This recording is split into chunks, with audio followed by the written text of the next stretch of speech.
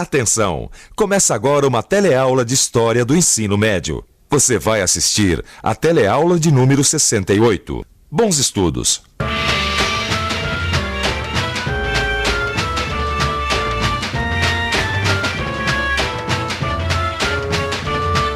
Na teleaula passada, a gente viu que o governo de Jânio Quadros terminou rapidamente com uma renúncia que dividiu a sociedade brasileira. Você deve se lembrar que a solução para o impasse criado pela renúncia foi o parlamentarismo. Na teleaula de hoje, a gente vai ver como funcionou o regime parlamentarista no seu curto tempo de existência. A gente vai ver ainda que a implantação do parlamentarismo e as tentativas de superar a crise política não foram suficientes para impedir a crescente radicalização dos grupos políticos e sociais. E que essa radicalização acabou levando à derrubada do governo de João Goulart em 1964.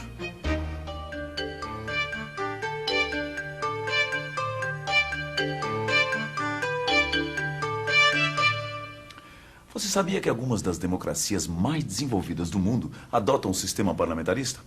Olha só, aqui na Europa nós temos a Suécia, a Alemanha, a Itália, a Espanha, a Inglaterra e aqui, ó, do outro lado, o Japão. Agora, aqui na América nós temos o Canadá, que também adota o sistema parlamentarista. E agora que você conhece alguns países que adotam o parlamentarismo, preste atenção para entender como é que esse sistema funciona. O presidencialismo, você sabe como funciona. O poder executivo é exercido pelo presidente. É ele quem toma as principais decisões e iniciativas para governar o país. Já no parlamentarismo, quem tem esse poder é o parlamento ou o congresso.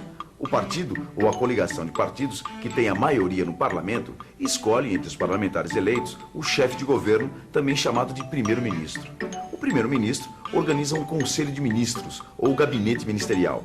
Juntos, eles governam o país, mas sempre prestando contas ao parlamento, que pode até derrubar o gabinete sem que o primeiro-ministro possa fazer nada. A figura do presidente continua existindo, mas seus poderes são muito reduzidos. Foi isso o que aconteceu com João Goulart. Com a mudança para o parlamentarismo, seus poderes ficaram muito reduzidos. Por isso, os grupos que eram contra ele acabaram aceitando a posse do novo presidente. De todas as maneiras, Jango não iria governar. Pelo menos até a data do plebiscito. Você sabe me explicar a diferença entre eleição e plebiscito?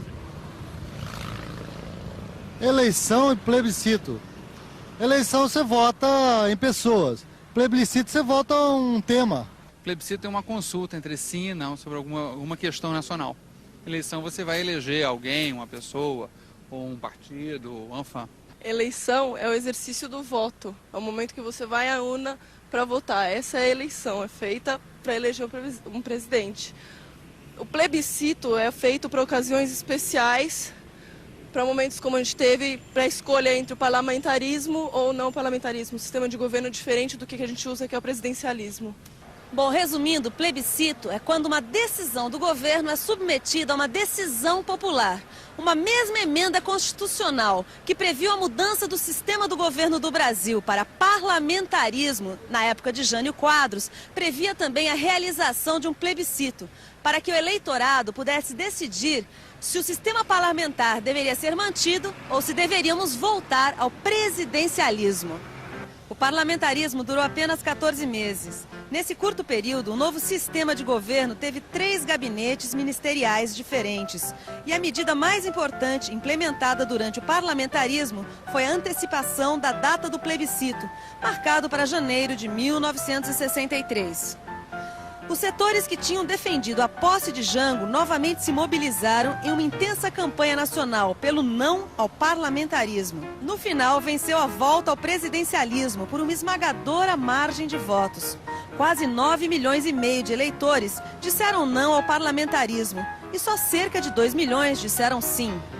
O Brasil voltou então ao sistema presidencialista, ou seja, o presidente da República voltava a ter os poderes que havia perdido. E foi com esses poderes que Jango lançou as primeiras medidas para enfrentar os sérios problemas econômicos e sociais que o Brasil vivia. Na verdade, enquanto durou o parlamentarismo, o governo tinha estado praticamente paralisado. A inflação havia aumentado brutalmente, enquanto a taxa de crescimento econômico tinha caído significativamente. Para atacar de frente esses problemas, o governo lançou o Plano Trienal de Desenvolvimento Econômico e Social. O economista Celso Furtado, que ocupava o cargo de ministro extraordinário do Planejamento, era o autor do plano. Os objetivos eram simples, mas difíceis de conciliar: baixar a inflação e aumentar o crescimento. Para controlar a inflação, o governo queria reduzir os gastos públicos, conter o crédito ao setor privado e renegociar a dívida externa. Mas o fato é que nem o governo norte-americano, nem o FMI e nem os credores internacionais estavam convencidos da viabilidade do plano trienal. Eles prometeram muito dinheiro, mas liberaram só um pouco. E logo, o governo acabou tomando medidas que comprometiam os objetivos do plano.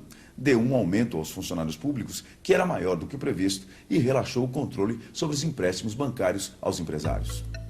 Nem os empresários, nem os sindicatos dos trabalhadores viam com bons olhos o plano trienal. Todos achavam que o país entraria em recessão. Quer dizer, o ritmo das atividades econômicas corria o risco de diminuir. E com isso, haveria uma queda da produção industrial, aumento do desemprego, redução dos salários e queda no consumo. E foi isso mesmo que aconteceu. Em 1963, o crescimento econômico chegou ao nível mais baixo desde o início da Segunda Guerra Mundial. E a inflação continuava crescendo. Outra medida importante foi o compromisso assumido com a realização das chamadas reformas de base. O objetivo dessas reformas era ampliar a participação dos trabalhadores na vida política e cultural, melhorar a distribuição da terra e da renda e eliminar obstáculos ao desenvolvimento econômico do país. Você acha que melhorar a distribuição de renda e de terra é uma coisa que vai contra o capitalismo? Acho que não. Acho que é contra. Você acha que melhorar a distribuição de renda e de terra é uma coisa que vai contra o capitalismo? De jeito nenhum. Acho que vai favoravelmente ao capitalismo, porque o retorno é imediato. Olha, eu acho que pode ir tanto contra quanto a favor, depende do seu ponto de vista. Ô Vicente, você acha que distribuir terras e rendas é contra o capitalismo? Eu não acho, não. Não, eu também não acho. Aliás, eu acho que o que o Jango queria era exatamente o contrário. Era melhorar o desenvolvimento capitalista do Brasil, né? Essas são ideias que eu acho que todo mundo deveria concordar, você não acha? Ah, mas na época do Jango, Gil, ninguém concordava com nada. Olha aqui, ó. As reformas de base, elas eram discutidas na imprensa, no Congresso, nos sindicatos. E quanto mais se discutia, mais a coisa radicalizava. Entendeu? Principalmente dentro dos partidos políticos. 1961 a 1963. A polarização política se estende aos setores organizados da sociedade. O movimento sindical vive um momento de intensa organização e mobilização. Entre 1961 e 1963, ocorrem mais de 400 greves. O envolvimento dos sindicatos nas lutas políticas abre espaço para o surgimento de organizações que coordenam a ação dos sindicatos de diversas categorias sob uma mesma orientação política. Surge o Comando Geral de Greve, que pouco depois se transforma no Comando Geral dos Trabalhadores, o CGT. Apesar de ser ilegal, o CGT comanda 2 greves gerais de caráter político. Os trabalhadores do campo também se organizam, representado pelas ligas camponesas. É fundada a CONTAG, Confederação Nacional dos Trabalhadores na Agricultura. A CONTAG se filia ao CGT e começa a defender a reforma agrária radical. Os estudantes também se mobilizam em todo o país. Representados pela União Nacional dos Estudantes, a UNE, eles saem em defesa das reformas de base, principalmente da reforma universitária. Ao mesmo tempo, os grupos sociais que são contra as reformas de base também começam a se organizar. Surgem também organismos como o IBAD e o IPES, que reúnem empresários, tecnocratas, professores universitários, jornalistas, economistas e profissionais liberais. Eles defendem a economia de mercado e fazem propaganda política junto aos empresários, às Forças Armadas, à Igreja, ao Congresso e aos sindicatos. Nossa, Vicente, quantas siglas, quantos grupos, hein? Isso aqui é só o começo. Dá uma olhada nessa imagem aqui, quer ver? O que é isso, Vicente? Militares radicais? Exatamente. Essa é a foto de uma revolta que aconteceu em 1963, lá em Brasília. 500 sargentos do Exército, da Marinha, da Aeronáutica protestaram contra uma decisão do Supremo Tribunal Eleitoral. Peraí, que decisão? É uma decisão que anulava a eleição de candidatos sargentos, que na época era ilegal. A rebelião dos sargentos foi controlada rapidamente, mas ela era um sintoma de que a disciplina militar não andava muito boa. Por essa época, setores civis e militares já estavam se unindo para articular a derrubada do governo João Goulart. O líder da conspiração era o general Humberto de Alencar Castelo Branco. O governo João Goulart enfrentava cada vez mais dificuldades. Os setores nacionalistas e de esquerdas mais radicais exigiam a implantação imediata das reformas de base. Os moderados começavam a olhar com desconfiança. Em 13 de março de 1964, que aliás era uma sexta-feira, 250 mil pessoas se reuniram diante da estação ferroviária da Central do Brasil, no centro do Rio de Janeiro. Foi o famoso Comício da Central. Até o presidente João Goulart estava presente naquela manifestação de apoio popular às reformas de base. Jango fez um discurso anunciando os decretos de desapropriação de terras e estatização das poucas refinarias privadas de petróleo que ainda existiam. Jango também prometeu enviar para o Congresso um projeto de reformas, decretando o tabelamento de aluguéis e o controle de preços. Nossa, Vicente, isso aí deve ter deixado muita gente de cabelo em pé. Ah, e como? Você nunca ouviu falar da Marcha da Família com Deus e pela Liberdade? Olha aqui, ó. 500 mil pessoas fizeram uma passeata em São Paulo para protestar contra o governo de Jango. Agora, quem é essa gente toda? Ah, era basicamente gente da classe média. Quem organizou a marcha foram os movimentos femininos e tiveram apoio do governo de São Paulo, de setores da igreja, da Fiesp e da sociedade rural brasileira. Nossa, só faltavam os militares, Vicente. Ah, nem isso, eles já estavam chegando. 31 de março de 1964. Depois de mais uma rebelião militar, tropas vindas de Minas Gerais começam a se movimentar em direção ao Rio de Janeiro. Em todo o país, diversas outras forças militares apoiam o golpe de Estado.